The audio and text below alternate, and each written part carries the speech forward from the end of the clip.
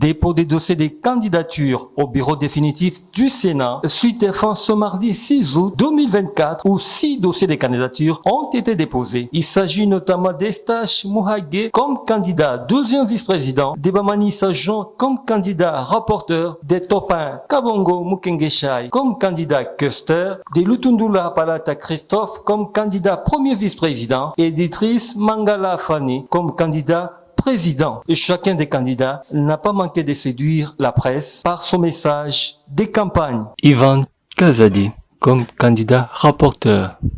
J'ai répondu à l'appel d'une grande partie de la jeunesse congolaise qui s'identifie à moi, à l'appel de mes collègues sénateurs qui m'ont vu à l'œuvre. C'est pour cela que je suis venu déposer ma candidature au poste de rapporteur au bureau définitif. Alors moi, je vais apporter de l'énergie, de la rigueur, de la crédibilité et de l'importance au Sénat. Indépendant. Monsieur Bois, bonne chance. Je pense que nous avons travaillé pendant un temps.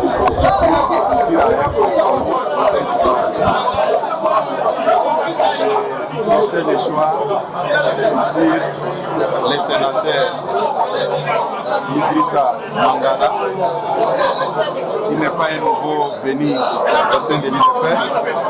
Il y a une histoire de tout un chacun. C'est par rapport au profil, il n'était pas seul. Il y a eu d'autres membres du parti qui avaient exprimé les mêmes ambitions. Mais après avoir examiné les dossiers des uns et des autres, les choix étaient portés sur la personne d'Idrissa Mangala. Et c'est un message aussi que l'UDPS est en train de lancer à l'opinion, parce que certaines langues ont toujours dit que l'UDPS c'est un parti politique à caractère tribal. Et aujourd'hui, nous avons porté le choix sur la personne d'Idrissa Mangala, qui est originaire du Maniema, qui n'est pas originaire de la même province que le chef de l'État, ou encore moins originaire du Kasaï. N'oubliez pas que dans l'effectif des sénateurs membres de l'UDPS, il y a le sénateur Roger Tshisekedi, le grand frère direct du chef de l'État, qu'on pouvait désigner, mais après échange entre les sénateurs du parti, les choix étaient portés sur Idrissa Mangala. Et je vous le confirme que c'est le cas. Il n'y a pas seulement le poste du président du Sénat, il y a aussi le poste de questeur pour le Sénat. Et nous avons pensé, par rapport à notre poids politique toujours au sein de l'Union sacrée, pour que ces postes-là reviennent à nos mosaïques.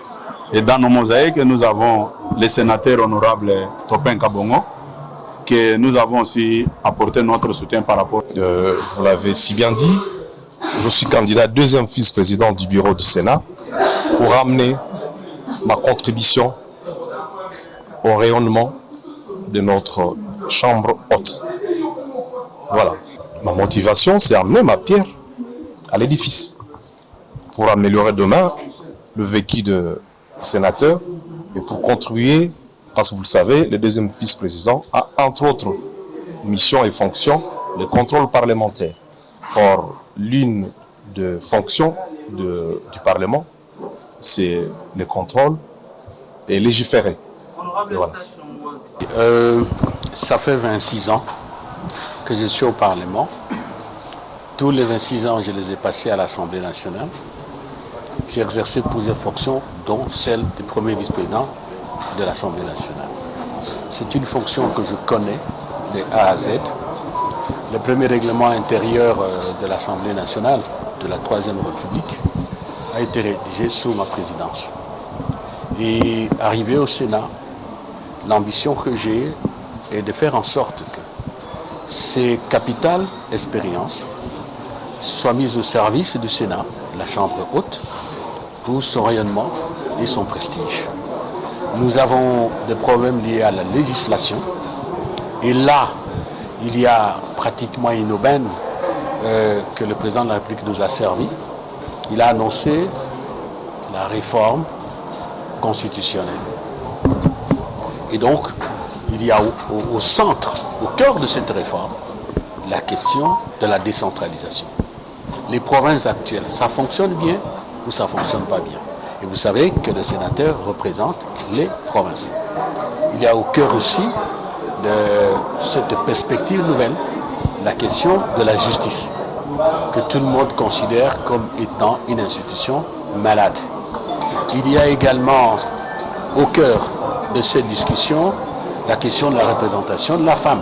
Il y a des lois, mais il faut encore aller plus en profondeur, ce qui concerne la Constitution et de manière générale l'efficacité de tous les systèmes institutionnels qu'on a mis en place parce que la Constitution est d'application depuis plus de 10 ans. Il y a les questions de diplomatie, des relations extérieures. Je viens des affaires étrangères. J'ai fait pratiquement 20 ans dans les interparlementaires. Le défi majeur auquel nous sommes confrontés aujourd'hui se trouve à l'est de notre pays. Je connais le dossier. Il faut que le Parlement se signale. Jusque-là, on s'est concentré, on s'est centré essentiellement sur les interparlementaires, les parlements panafricains, l'Assemblée parlementaire de la francophonie, l'Assemblée parlementaire paritaire ACP, Union européenne, et ainsi de suite. Mais nous avons oublié ce qui me paraît plus efficace, ce sont les relations bilatérales. Nous n'avons pas suffisamment mobilisé les parlementaires des autres pays pour qu'auprès de leur gouvernement, ils interviennent. On ne leur a pas expliqué suffisamment les enjeux de l'Est, qui sont essentiellement des enjeux économiques et des enjeux, si vous voulez, d'ambition, de puissance. Là, si je suis élu, c'est un chantier qui me paraît prioritaire. Il y a également les relations interinstitutionnelles, notamment avec la Cour constitutionnelle, les institutions d'appui à la démocratie. Rappelez-vous que dans les années antérieures, le Sénat, je crois que c'était le professeur Nunda Bouloulou et le professeur Njoli, il y a encore un autre, ont initié de requêtes en interprétation de la Constitution auprès du Sénat, concernant notamment le contrôle de ressources qui viennent du pouvoir central envoyées en province. Rappelez-vous, il y a eu des problèmes avec Baïndé, avec l'ancien gouverneur José Makila, qui ne voulait pas de contrôle du Sénat et même de l'Assemblée nationale. Il y a eu aussi d'autres problèmes d'interprétation, par exemple les interventions du gouvernement dans le fonctionnement des assemblées et de gouvernements provinciaux. Et tout cela, malheureusement, nous n'avons pas eu de réponse. Et j'entends, dès que j'arrive, si je suis élu, ressusciter ce dossier et le remettre en mouvement. Il y a aussi des questions liées à la gestion politique interne.